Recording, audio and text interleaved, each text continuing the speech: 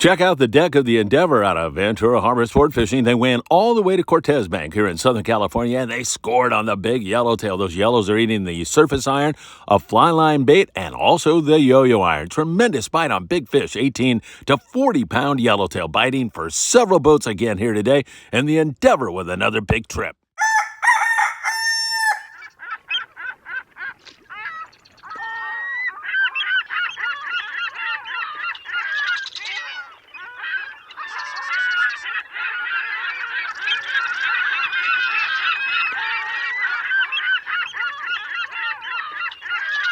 Hey, good morning, my dear friends, and welcome to beautiful 22nd Street Landing in San Pedro, California. San Pedro, California, for those of you who prefer that pronunciation. It's a beautiful morning. The boats have all just left. The Monte Carlo, the Native Sun, the Pursuit, and of course, the island boats and the overnight boats and the offshore boys like the Amigo and the Freedom are out fishing. Boy, it's a gorgeous morning. I got to meet so many nice people. Ruben on board the Native Sun. I saw my friend Chuck Zimmer and his son Charlie from the Redondo Beach Rod and Gun Club, and a host of other people who watch Friedman Adventures every single day.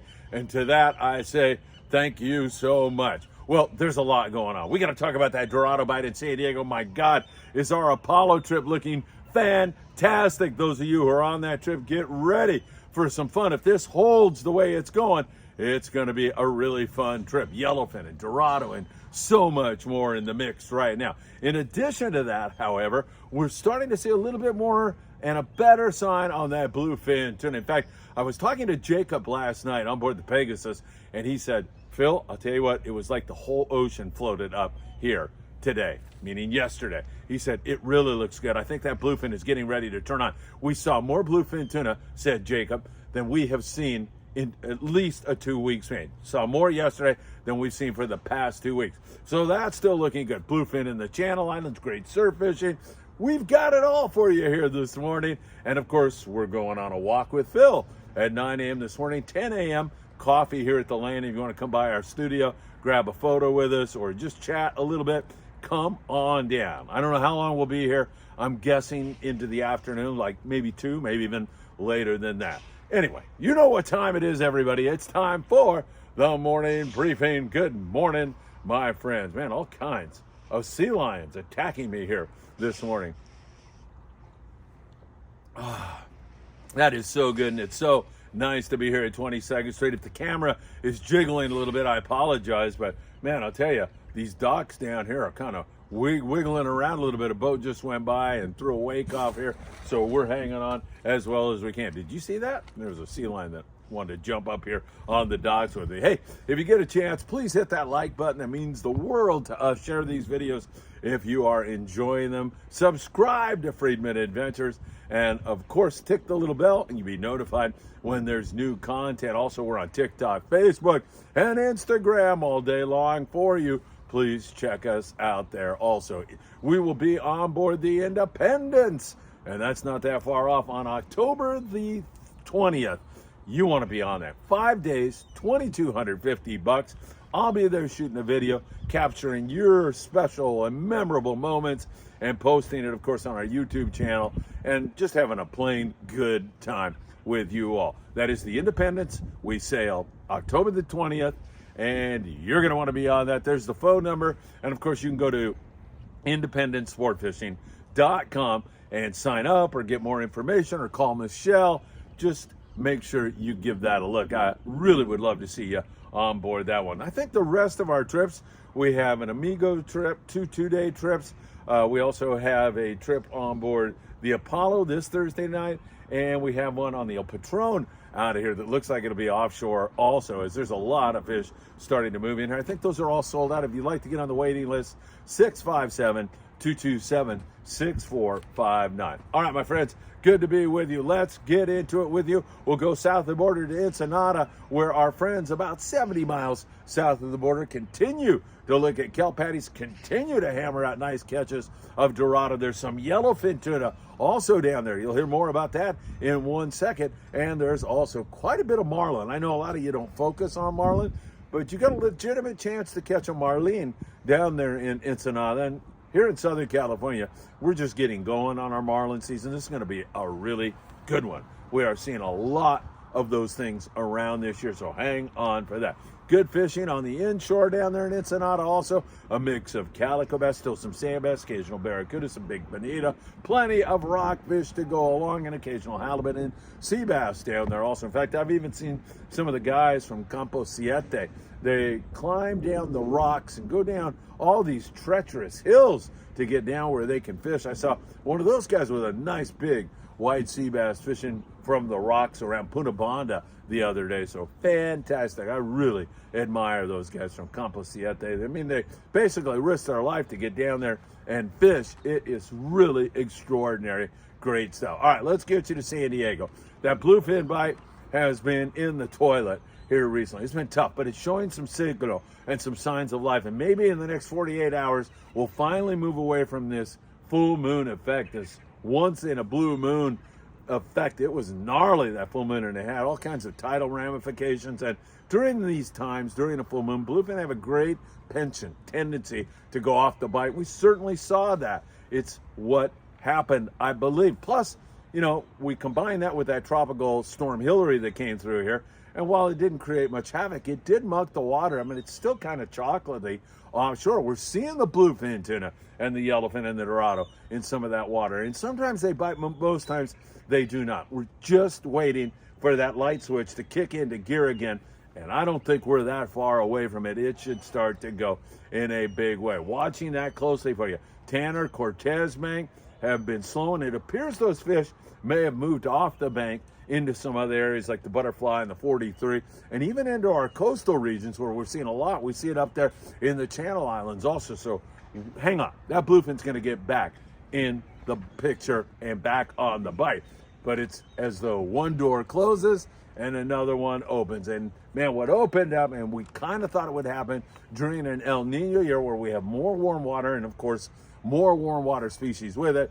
Yeah, that door that opened was Dorado, and it has been nothing short of spectacular in San Diego. Some guys will go down into Mexican waters where you can keep 2 Dorado per angler per day down in that neck of the woods. If you're on the U.S. side, however, and you find fish up there, it is 10 fish per angler per day, and it has been outstanding. Really, really great fishing has been going on down there in that neck of the woods. Now, when I say in San Diego, boats from the LA Orange County area can reach this when they're on multi-day trips, even day-and-a-half trips. So that is available to so many landings, including Redondo and, you know, here at 22nd Street and down there in Newport Beach.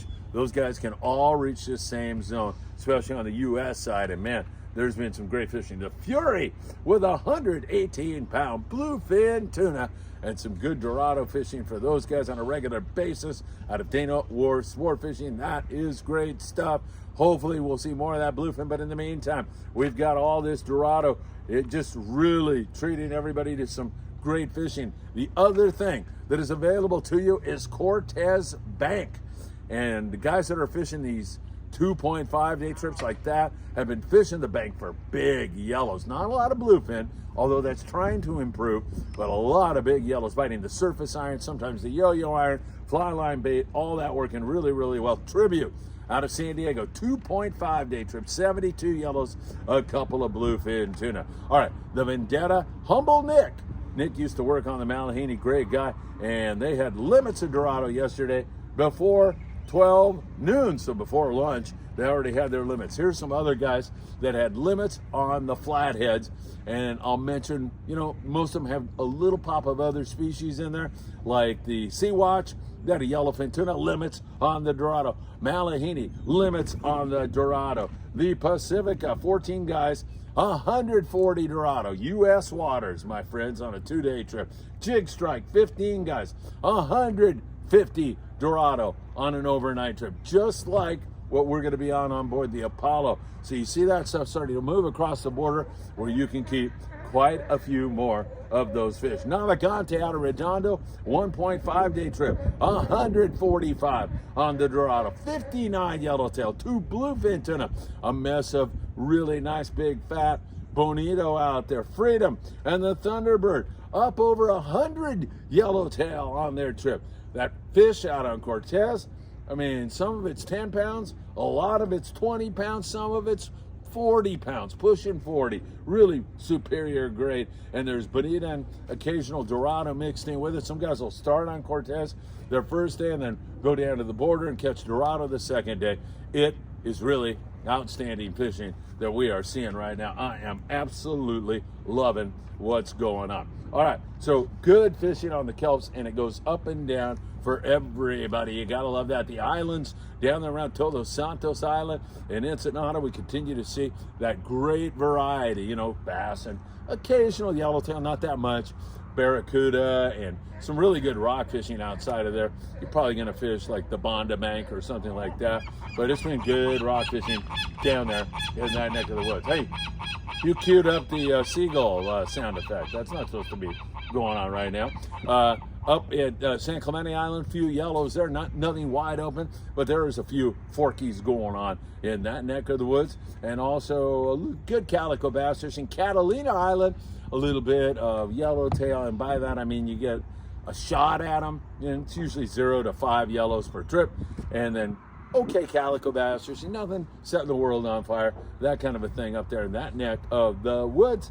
And then we get you up to the Channel Islands, where for the most part it's rockfish, but I'll tell you, the gray light yesterday out of Cisco's in Oxnard, they decided to stay in the shallow waters, and they ended up with 6 guys taking 5 white sea bass, 30 calico bass, 60 whitefish, and a triggerfish, and some nice sheepshead to go along with it. The Island Spirit, 33 guys, 205 rockfish, 148 rockfish, a halibut, a sheepshead, a lingcod, 805 676 3474. Ventura Sport Fishing, the best. Aloha Spirit, 15 guys with a yellow, 3 barracuda, 8 calico bass, 7 sheepshead, 78 whitefish, 4 rockfish. I think that gives you a pretty clear idea of what's going on at the islands there in the Channel Islands above there. Santa Barbara, great rock fishing for the boats out of there. Stardust doing really, really well on a regular basis. Sea Angler, same kind of a thing. In fact, I think my buddy John was on a recent trip up there. I'm not positive about that, but I think he was showing off some great rockfish photos in that neck of the woods. So really good fishing going on. Now, we'll get you to the local bite, and a lot of calico bass being caught and released. A lot of shorts down there in San Diego again. Some legal fish also, though. It's been pretty darn good. Hey, by the way, I forgot to mention, Mission Bell yesterday, my friend Sean Hardigan, Point Loma Sport Fishing, 30 yellowfin, along with 26 Dorado. How could I have forgotten that one?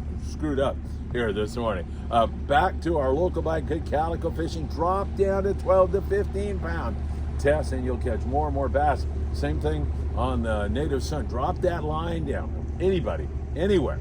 If you're not getting bit on the bass, you drop that line down, choose a good hot bait, change that bait with great regularity, and you're going to be in really, really good shape. So some good fishing going on up and down the coast. Oceanside, Dana Wharf, same thing. Bass fishing, bonita, occasional bluefin tuna. They're close. They're just not biting, but that's going to blow sky high, as well as I think the Dorado bite here in the very near future. I think we'll start catching more and more of that. Up here in the LA Orange County area, the Native Sun yesterday.